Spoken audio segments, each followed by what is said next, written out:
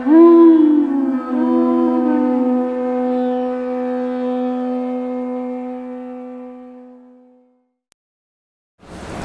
Namo Bhagavate Vasudevaya. Om Namo Bhagavate Vasudevaya. Om Namo Bhagavate Vasudevaya.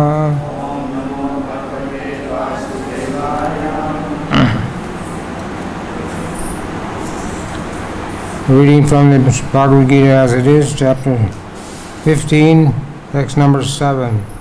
Yoga of the Supreme Person. Mamsa Jiva Loke Jiva Bhuta Sanatana Mananstan Tanindriyani Akashi Shanti Karshati Mamsa Jiva Loke Jiva Bhuta Sanatana Manasanstan Indriyani Makati Shanti Karshati. Word for word. Mama, my, Eva, certainly, Amsha, fragmental particles, Jiva Loke, in the world of conditioned life, Jiva Bhuta, the conditioned living entity,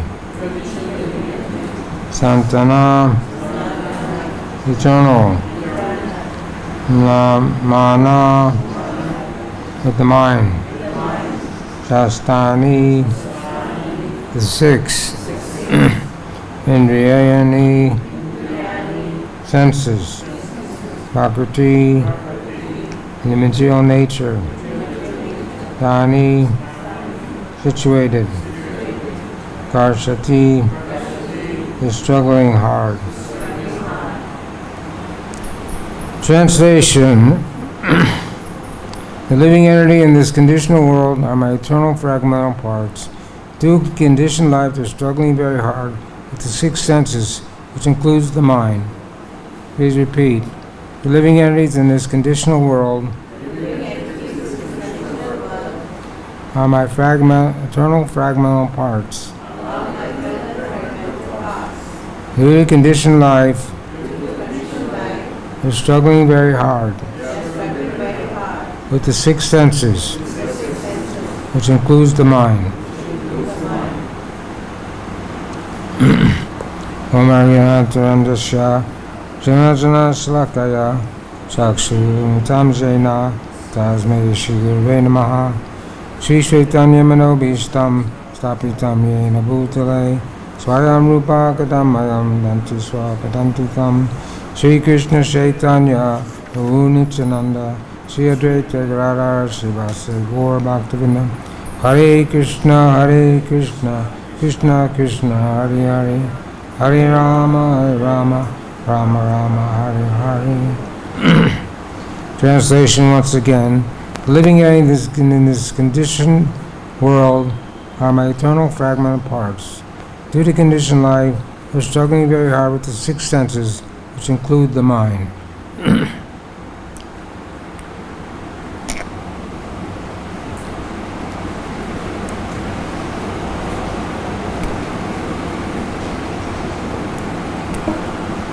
So this is verse from 7 to 12.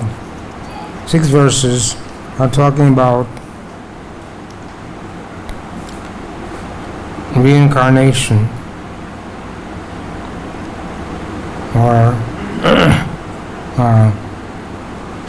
the identity of the living entity, the jiva. And I'm going to go through this purport, since it's 2-page, 3-page, comment in each paragraph.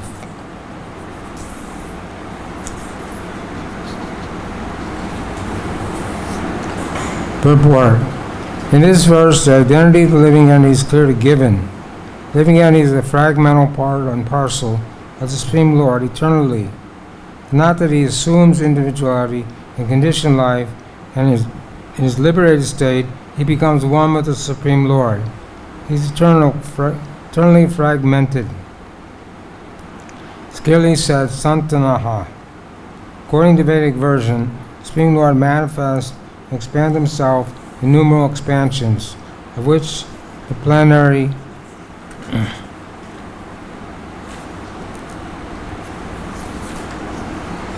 expansions are called Vishnu Tattva, and secondary expansions are called living entities.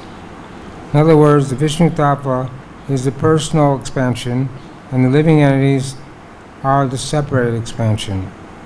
By his personal expansion, he is manifest in various forms, like Lord Ram, Nrsimha, Vishnumurti, and all the predominant deities in the Vaikuntha planets. The separated expansion, living entities, are eternal servitors.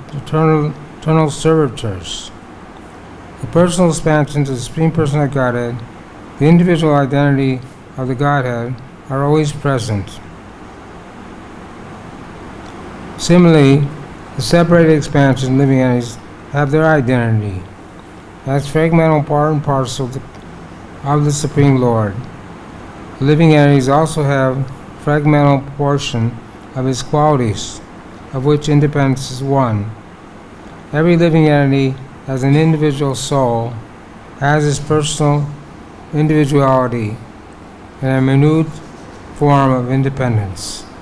By the misuse of that independence, one becomes a conditioned soul, and by proper use of independence, he always liberated. In either case, he is qualitatively eternal, as the Supreme Lord is. In his liberated state, he is free from this material condition, and he's under the engagement of transcendental engagement, and he's under the engagement of transcendental service unto the Lord. In his conditioned life, he's dominated by material modes of nature, and he forgets the transcendental loving service of the Lord. As a result, he has to struggle very hard to maintain his existence in this world.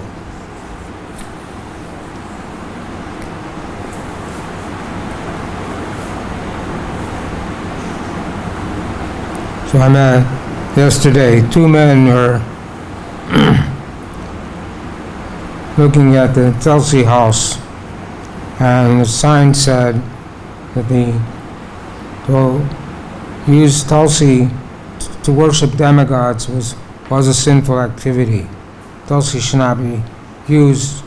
So they called me over and said, this is a mistake. I said, no, it's not a mistake. The living entity, the Jiva, and the Supreme Lord are not all the same. They said, well, we're all Krishna. We're all the same. This is a misconception. Many people have this misconception that we're all the same. But here it's stating that the living being is fragmental part and parcel of the Supreme, eternally. It's not that he assumes individuality, conditioned life, as liberated state, becomes one with the Supreme. This is Mayavadi philosophy. Brahma, Satya, Jagat, Mithya.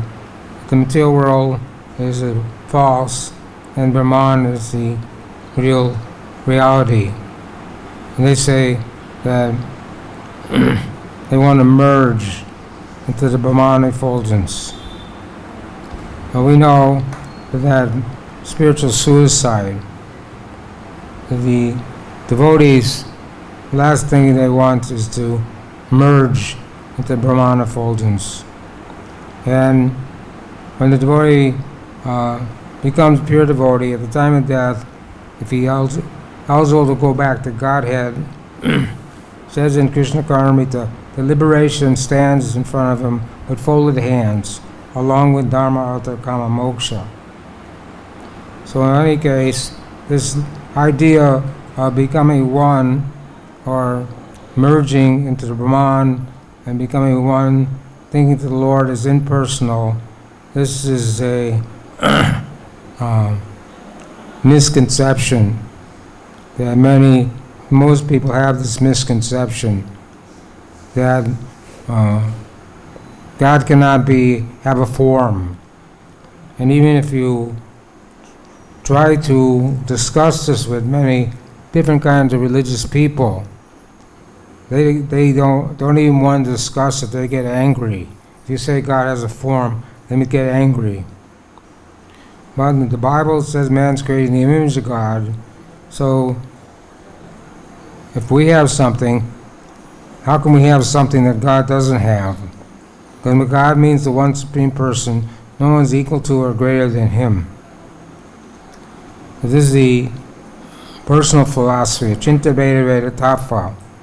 Lord Chaitanya appeared 500 years ago, and he came to teach the Chinta Veda Veda Tattva, simultaneously one and different, which means living entity has 50 qualities, demigods have 55 qualities, the Vishnu forms have 5 more qualities, 60 qualities, and Krishna has 64 qualities.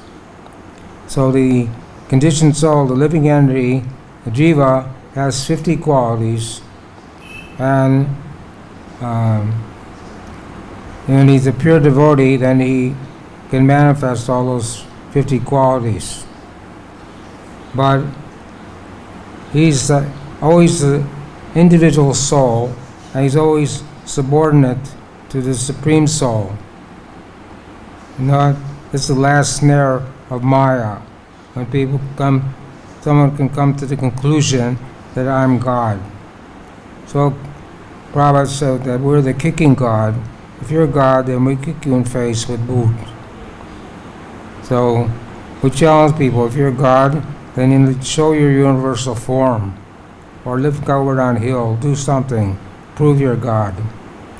They say, well, I can do it, but I don't want to. Or they give some excuse. So it doesn't make sense that we can become God. Because God never forgets that he's God. If the conditioned souls under the influence of the modes of nature is God, that means that the modes of nature are stronger than God. So we don't accept that theory, that everything that we can become God or we are God. And in the past, there have been many so-called imitation God. One person, his name was Pundraka. He sent a messenger to Krishna in Dwarka, stating that I am the Supreme Personality Godhead, and you should surrender your weapons, namely your disc, club, lotus flower, and conch shell, to me. And when all the people in the assembly heard this message from Pundraka, they laughed for a very long time. Then Krishna replied to Pundraka, that I will surrender to you, I will surrender my disc to your head. So Pundraka was clearly an imitation, although when Krishna saw him on the battlefield, he had 4 arms. He had the Kustaba jewel, he had the Shmarka Shrivas, he had shark-shaped earrings, he had 4 arms, he had the yellow dhoti, everything that Vishnu has. But Krishna could understand that he was clearly an imitation God. And Krishna smiled when he saw him and took out his Sudarshan chakra and cut off his head. And that was the end of the imitation Vishnu. When people want to be cheated, so this world is a world of the cheaters and the cheated.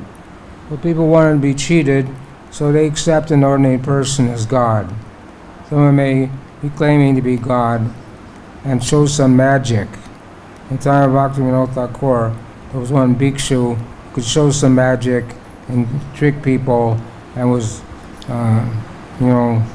enjoying with young girls, claiming he was God. But Bhaktivinoda Thakur was district magistrate at that time. He arrested him and put him in jail. And finally, they brought him to court, and someone knew where he got his power from. His power was in his hair. So they took a chopper or some kind of weapon and cut off his hair. And that was the end of Vishnu, the end of God. He lost all his power and he died, ended up dying in jail. So this is the Prabhupada came to the Western world, never says Shunyavadi, Bhaskara Desatani, to defeat this idea of that we can become God or that we're equal to God or any Mayavadi philosophy.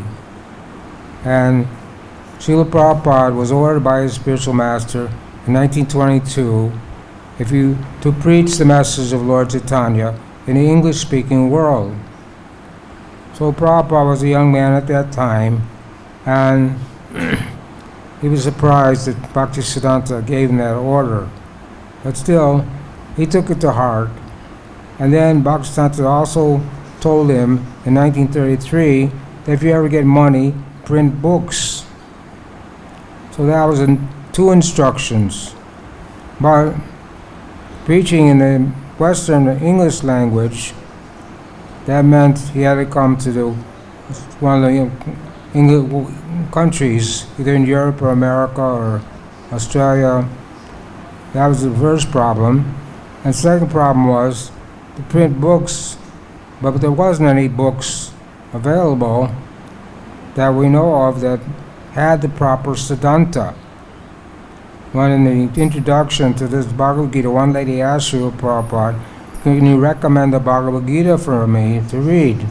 And Prabhupada said no, because all the other commentaries on Bhagavad-Gita were written by self-motivated persons, not pure devotees, and they didn't touch on the spirit of Bhagavad-Gita and give you the idea that didn't put forward that Krishna is the Supreme Personality of Godhead and devotional service is the best way to know Him and love Him. So Prabhupada had to do two things.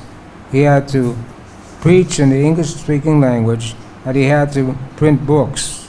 But before he could print books, he had to write the books so he could print the books. So Prabhupada made that his mission in life, and he printed the Bhagavatam first in 3 volumes and brought 3 trunks with him when he came on the steamship. And he also wrote his commentary on Bhagavad-Gita, and he wrote one book, Easy Journey to Other Planets, Nectar Devotion, and Krishna book, and Ishupanishad, and other books. So Prabhupada did this amazing thing.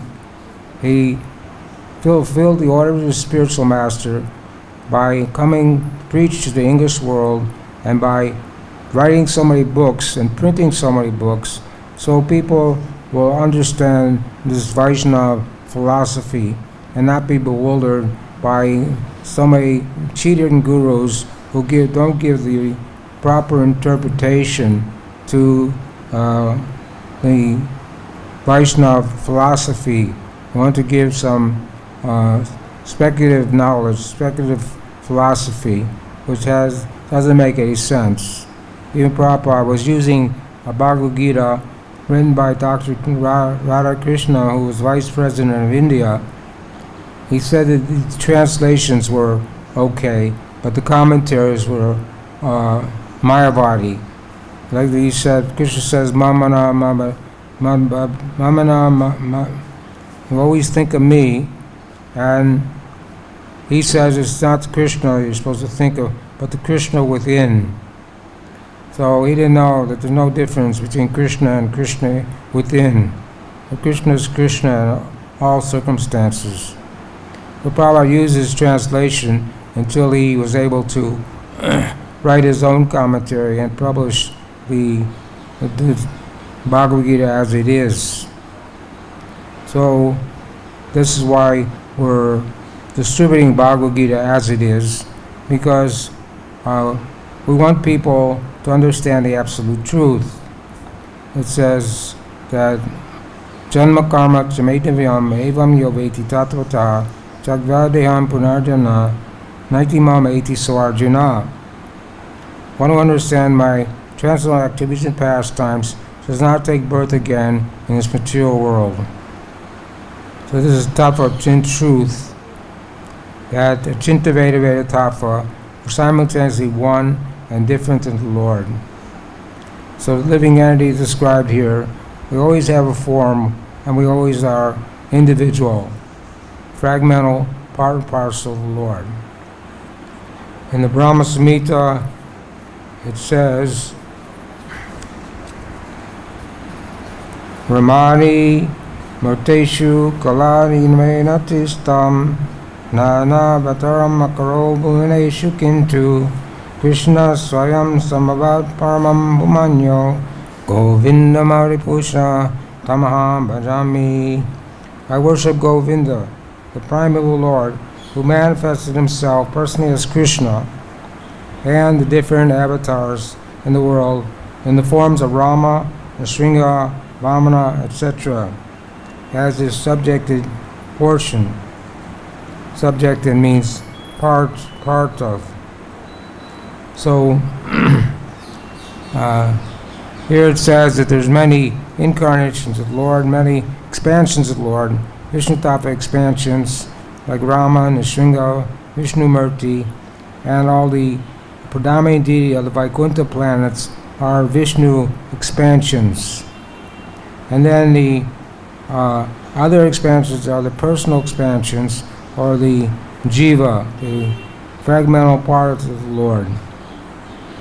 So here it says that the jiva, living area, have minute independence. And because we misuse that independence, one becomes a conditioned soul. And by proper use of independence, he's always liberated. So we have independence to make a decision. And when we come in contact with Krishna consciousness, come in contact with the devotees, we can make a decision whether we want to become a devotee or we would want to stay a materialistic person. So, Guru Krishna Prasadi by Bhakti Lata Bij, and it says by the mercy of the Guru, he gives the seed of devotional service. So if one is fortunate and has the proper Sakriti from past life, then he can take the Krishna consciousness in this life. Or he may not have Sakriti from past life, but he may get the mercy of a pure devotee, and also choose whether he wants to live a Krishna conscious lifestyle or wants to live a lifestyle of the material world. And here it says that they're struggling very hard in the material world, and we know that it's a dog, cat, and dog society. It's cat and dog society, where people are running here and there at breakneck speeds to get to work, so they can work all day and what do they get from that? They get get to fill their belly with some food and get to enjoy sex life. And this is the only thing that the whole world is going on because of these two things. People want to fill their belly and satisfy their sex desire. But we know that it can't be satisfied. Lust, greed, anger, 3 gates to hell, and lust is never satisfied. It's like when you put fuel in the fire, you try to put out a fire by adding more fuel to the fire, it never will go out. So the more people try to enjoy their senses in so many ways, the more they are dissatisfied. And we see that in the lives of so many people. Even the people have the most money, they're not happy. One devotee has a friend, became a millionaire. So he has everything he wants. He can have as many cars as he wants, he can have the biggest house he wants, he can have a boat, he can have an airplane, he can have everything he wants. So, but he told the devotee that I'm not happy with this life because there's so much anxiety. Because I got so much money, people always bother me for donations, and I have to maintain so many people to keep my business going, and I'm always in lamenting, always in anxiety. And he said, your lifestyle is better than my lifestyle. So it's better, the simple living and high thinking is better than no thinking and high living, which most people are struggling for. And they're struggling in this material world. The eyes, the ears, the nose, the senses, all the senses are struggling to get some satisfaction. One time the senses were envious of the stomach. They said to the stomach, all the food is going to you and we're not getting any food. So we're going to stop feeding you. So they stopped feeding the stomach for a few days, but then all the senses became very weak, and they could understand that actually by feeding the stomach, that nourishes all the other parts of the body. So this is what people are trying to enjoy life in an unnatural way, and therefore they're never really happy, and they're always in lamentation to the end of their lives. They are just simply trying to chasing after the illusory pie in the sky, horse eggs, something phantasmagoria, some illusion. And we know that when you're young, you can enjoy so much, but when you start getting older and older, the living entity goes through 6 changes. He takes birth, he stays for takes birth, then he grows, then he maintains for some time, then he dwindles, then he perishes. So everyone has to go through these 6 changes, whether the scientists are trying to invent so many things to keep people young, but it's not possible. The body has a certain amount of time to live. It's already destined by, at the time of birth, how many breaths you're going to have, how much time you're going to be in this body. And then the next verse says, when you leave this body, you go to another body. It's like the air carrying the aroma. It's very subtle. So they can't understand this. So most people think that at the end of life there's nothing, that you can live a life of irresponsibility and do whatever you want because there's nothing at the end of this life. But we know that that's not true, that there's karma, for every action, equal and opposite reaction. And in today's world, there's so much animal slaughter, killing of cows especially. Prabhupada told the cardinal in France that you shouldn't eat meat. The cardinal said, but the children are hungry, they have to eat meat. And Prabhupada said, no, there's so many nice things you can eat, grains, vegetables, milk products, you don't have to eat meat. And then he said, but if you're going to eat meat, at least don't kill the cow. We know Krishna lives in Golok, Vrindavan. Golok means cow. Go means cow, is the favorite animal of Krishna, and the cow is a sacred animal. All the demigods reside in the body of the cow. And the cow dung and the cow urine is pure. So when we do Abhishek, we had Abhishek for Balaram's appearance day, for Janmashtami, and Radhastami is coming up. The first thing we do is we offer cow dung and cow urine to the deities, because these substances are pure. other substances from other animals is not pure. And if you touch the cow dung or urine of another animal, then you have to take a bath. But cow urine, cow dung is pure and antiseptic. It's both prolific and antiseptic. So therefore, we're telling people that they should stop this animal slaughter.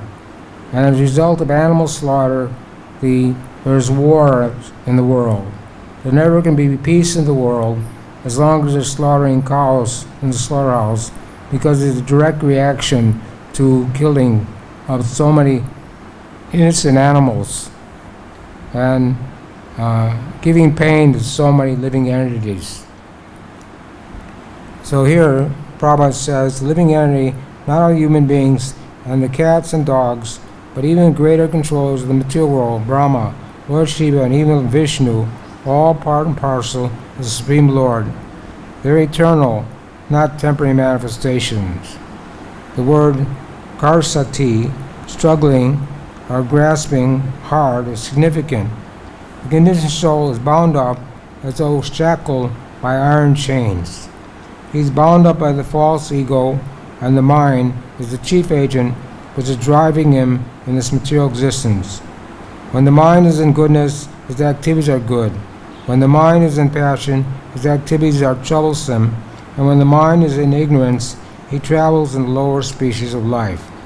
It's clear, however, in this verse, that conditioned soul is covered by the material body with the mind and senses. When he's liberated, this material covering perishes, but his spiritual body manifests itself in its individual capacity. The following information is given in the Manya Dinaryaya Shruti.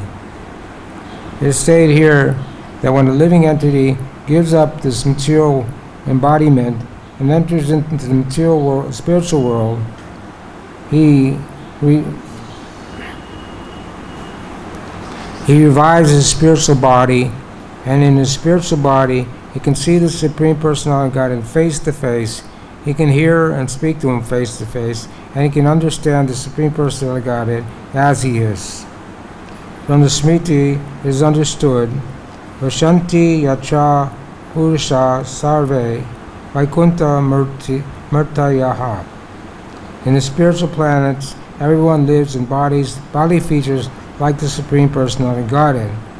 As far as bodily construction is concerned, there is no difference between the part and parcel living entities and the expansion of Vishnu Murti. In other words, at liberation, the living entity gets a spiritual body by the grace of the Supreme Personality of Godhead.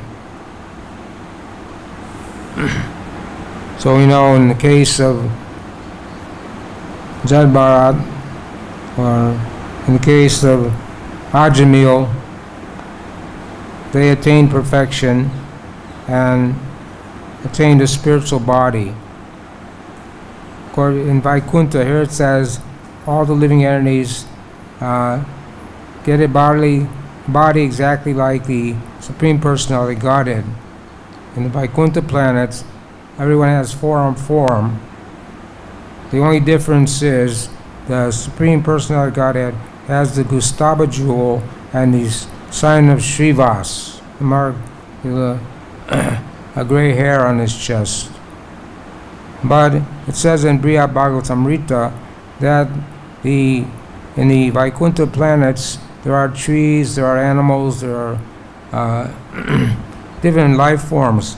But those are the Vishnu forms. They assume these different forms for the sake of pastimes. So it's not a contradiction. All living entities in Vaikuntha have the same four-handed form of the Lord. But in Golok Vrindavan, the living entities have the eternal relationship with the Lord in the different rasas, as servitude, as friendship, as parent, or as conjugal love. So they have different forms, and we read in the Krishna book how Krishna performed his different pastimes with his different associates. The Kauravas when he was a child, he would play with the cowherd boys, and when he was a little grown up, he had his Rasa Leela with the gopis, and a mother and father. He has a mother and father, and he has all these living entities are Vishnu tattva forms, are expansions of the living of the Supreme Lord, but they're his eternal associates, and they always remain as eternal associates, enjoying the ever sweet rasas in a different ways, either as a servant, or as a friend, or as a parent, or as in conjugal love. And we know Lord Chaitanya spoke with Ramananda Roy. He asked Ramananda Roy how to attain the highest perfection in life, and Ramananda Roy gave so many answers, but finally he gave the answer that the highest perfection is to become a gopi and attain the loving service of the Lord to Sri Radha and Krishna. But the living entity, we can never become Mother Yasoda or Nanda Maharaj, or we are always eternal associates of the Lord, but we don't take on his different forms, but we do and serve the Lord in different capacities. So that's the goal of Krishna conscious movement. We go through the different stages from Vaidhi Bhakti, which we practice means practice devotional service in practice, and that's in the mood of Aishvarya Bhav. So from Vaidhi Bhakti, you can only go to Vaikuntha.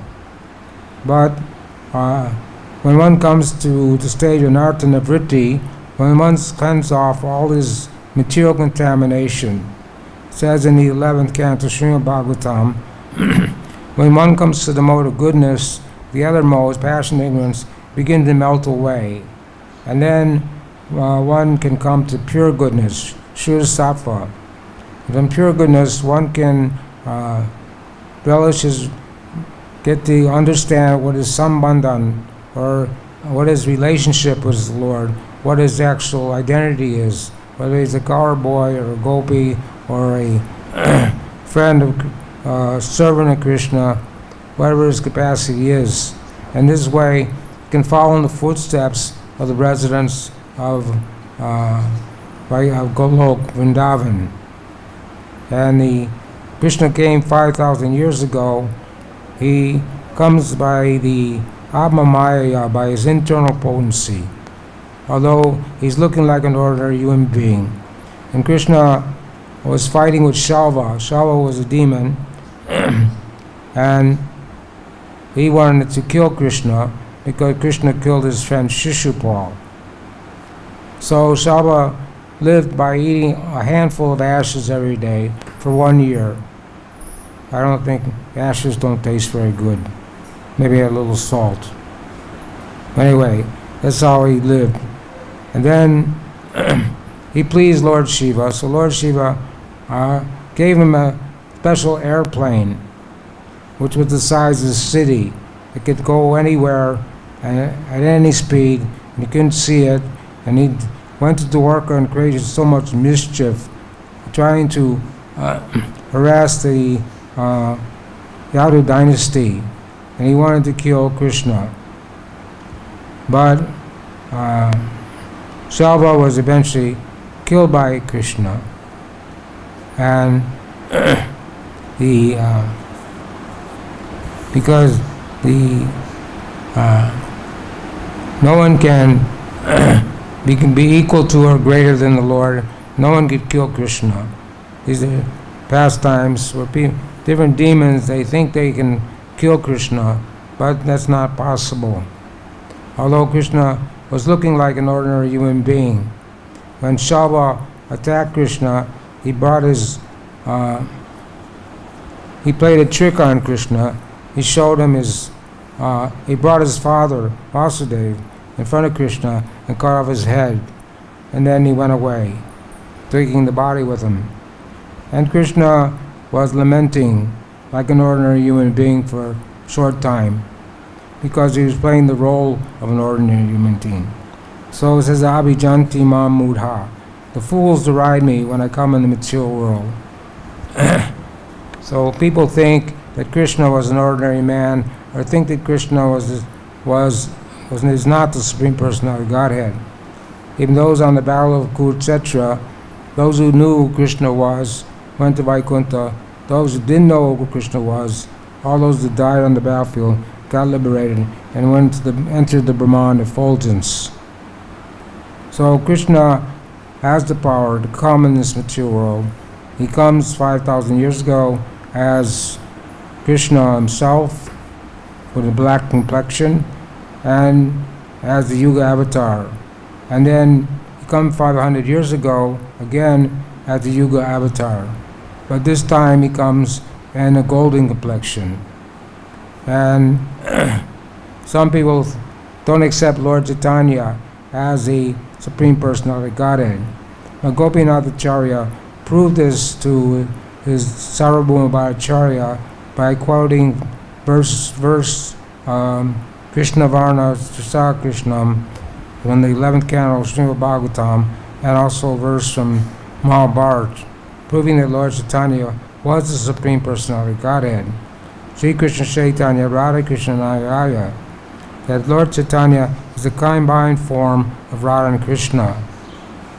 He's golden on the outside, but he's black on the inside. So Lord Chaitanya came to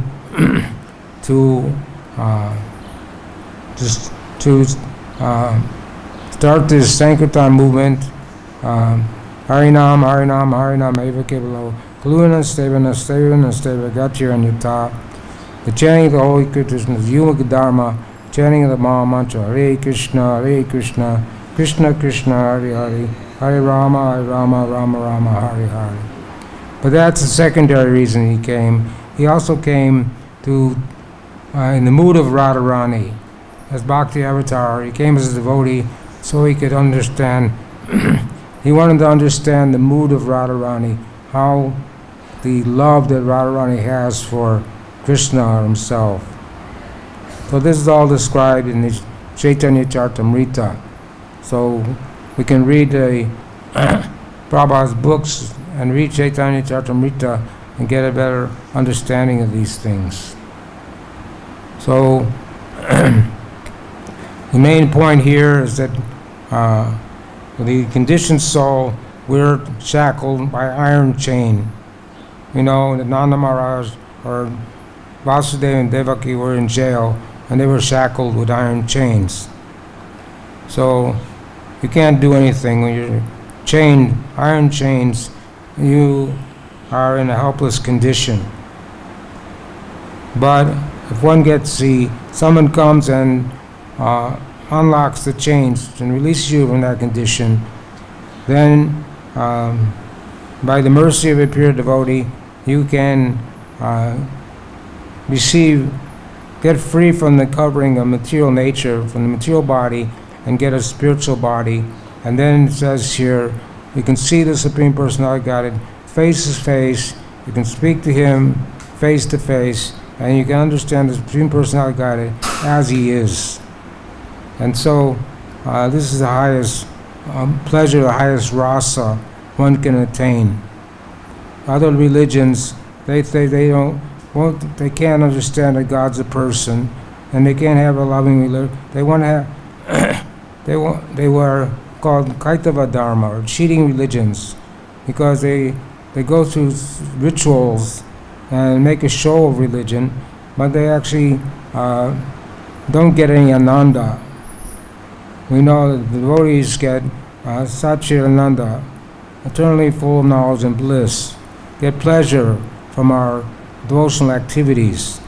But other religions, they may get some temporary pleasure, but they don't get the real pleasure of having to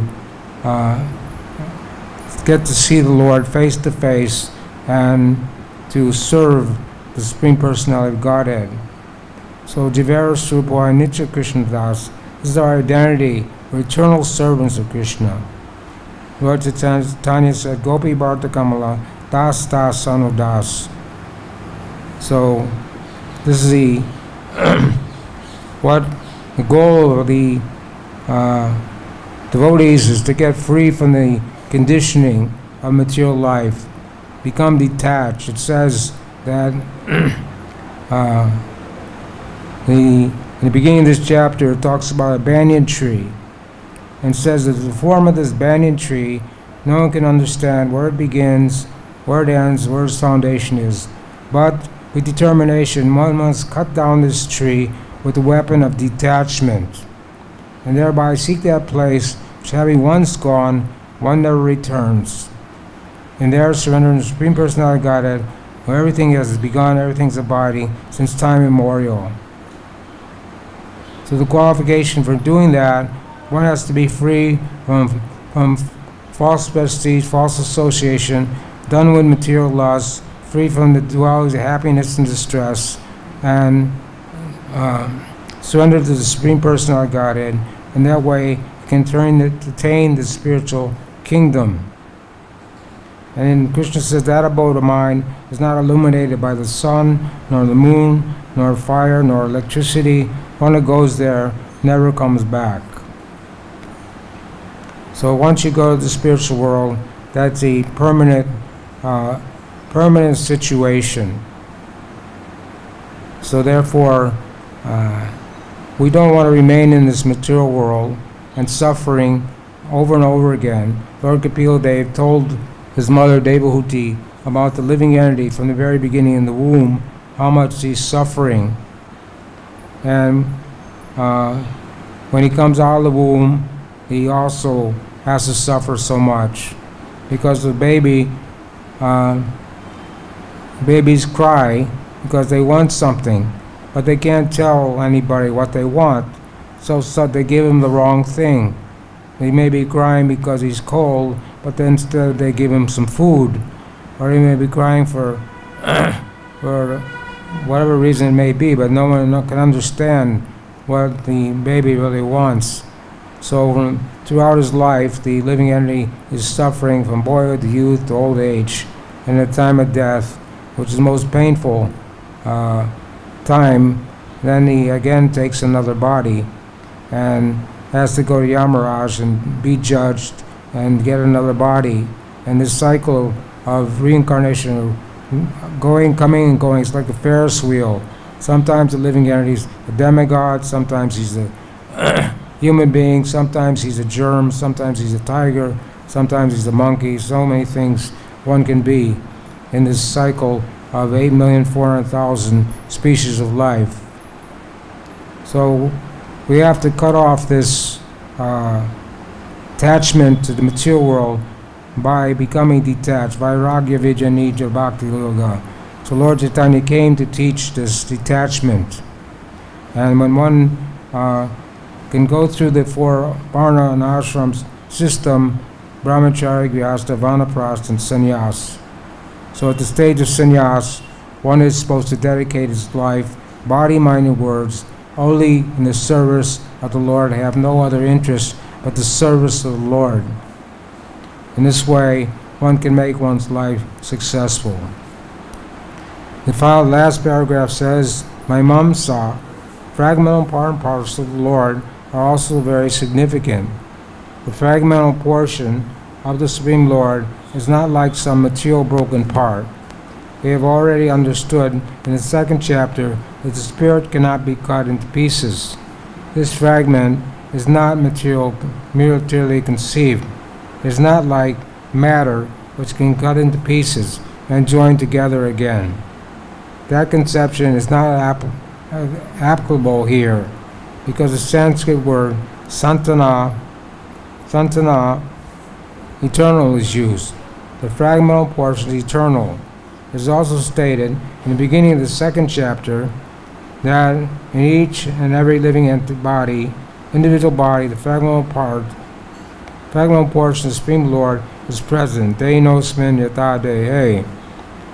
That fragmental portion, when liberated from the bodily entanglement, revives its original spiritual body in the spiritual sky, in the spiritual planet, and enjoys association with the Supreme Lord. It is however understood here that the living entity, being the fragmental part and parcel of the Supreme Lord, is qualitatively one with the Lord, just as the parts and parcels of gold are also gold. So if you take a drop of water from the ocean, it has all the qualities of the ocean. Qualitatively the same, but quantitatively it can never become the ocean. So the living entities, we have all the qualities of the Supreme Lord in minute qualities, but not in quantity, but in quality, but not in quantity. So Ishvara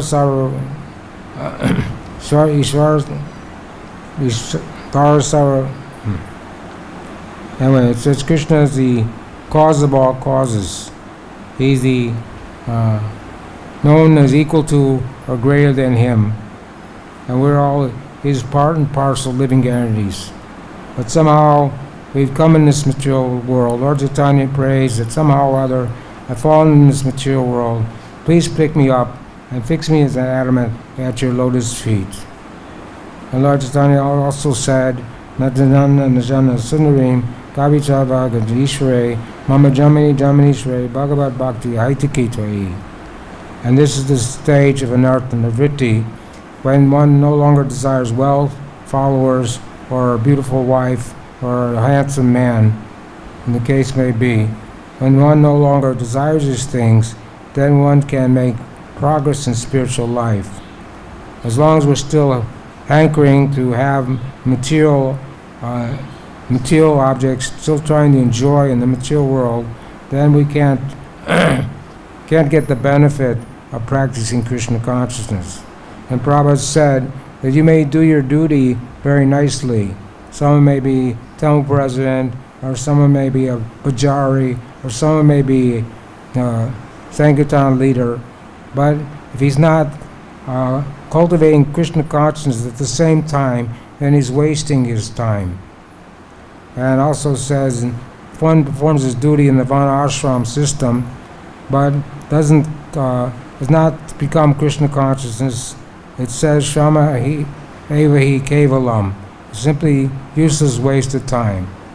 So whatever activity we're doing, whatever our duty is, and we should also be trying to advance in Krishna consciousness by following the process of Vaidhi Bhakti, chanting 16 rounds every day attentively, and attending all the programs, and taking the time to read Prabhupada's books, read the books, hear the philosophy, attend the class. All these things are very important for the neophyte devotee. And even Prabhupada himself sometimes would sit and listen to his disciples give class. So he said, don't become a better Paramahansa than your Guru Maharaj. People should make distinction. If someone's sitting on the seat giving class, that it's understood that he is has something important to say, and that he's pure. And the Prabhupada said, one should not dare sit on the Vyasasana and give class unless he's pure in his eating, sleep, mating, defending.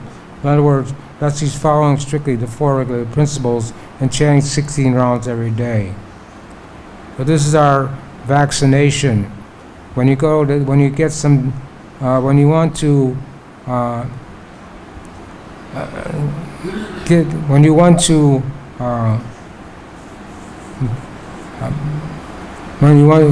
to prevent yourself from getting some disease, you get a vaccination. Like if you don't want to get the malaria or this different flu going around, or whatever it may be, yellow fever or whatever. So you get the vaccination. So the vaccination to keep us out of the material, out of Maya, is to follow the regulated principles, follow the morning program. They have good sadhana, attend Mangalarti, chant 16 rounds attentively without committing offenses, attend the Guru Puja and the class, and all these things should not be neglected. Of course, if someone is preaching or has stayed up late at night or may have to miss the program occasionally, but on the whole, everyone should come as much as possible to of all the programs. Or if you can't come to the programs, then you should have a program in your house. Even when Prabhupada went to see Burijan Prabhu in Hong Kong, him and his wife were there, and they were struggling very hard, and they weren't having a morning program. And they told Prabhupada, well, not many people coming, we're not having a morning program. And Prabhupada was very upset and said, no, this is not good. You should always have a morning program. And all the letters Prabhupada wrote to all the disciples, he's always stressing the importance of having a good morning program, because this keeps us from the allurement of the material energy, keeps us from falling into the mode of passion and ignorance, keeps us in the mode of goodness. So that's the time is up now, and we have we'll stop there. Anybody have any questions, comments, or questions?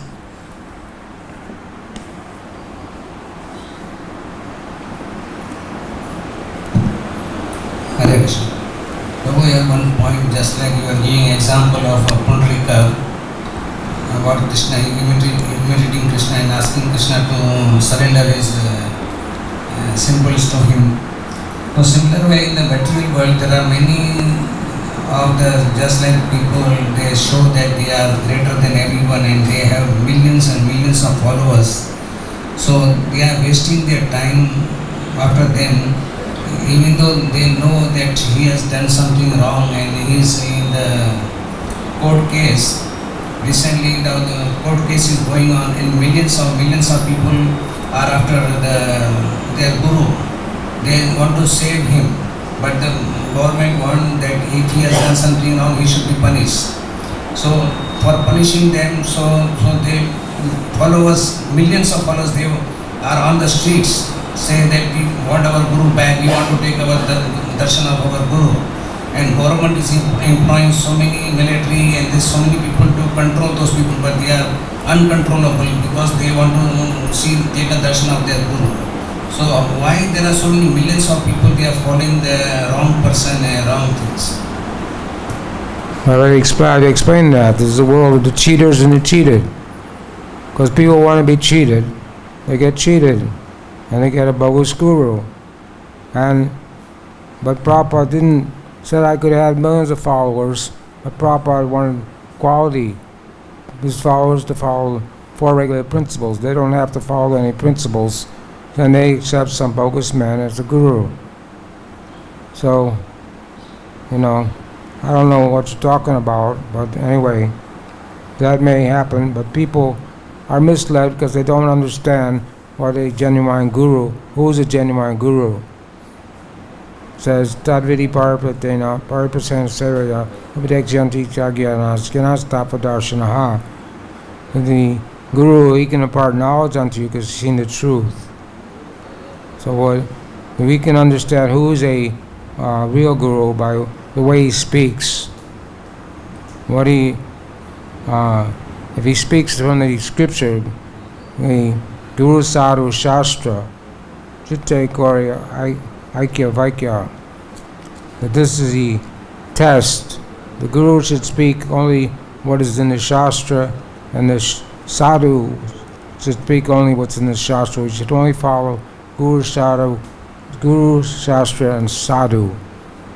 So if they don't coincide, if they're not in any sampradaya, we know there's only 4 sampradayas, then we don't accept them as genuine gurus. So guru may have hundreds and millions of disciples because he's a cheap guru. He makes it easy for them to be his disciple. It doesn't tell them they have to follow any principles. But they don't get bhakti. They're not getting love of God. It's just a show bottle followers, show bottle guru. So this is going on in the world. People don't know who's genuine, who's not. It's like if you go in a jewelry store, if you want to buy gold, you have to know what gold is or you'll get cheated. But people don't know what a guru is, so they're getting cheated. So the cheaters and the cheated. Srila Prabhupada ki, Kantaraj Bhagavad-Gita ki, Gaur Brahmanan.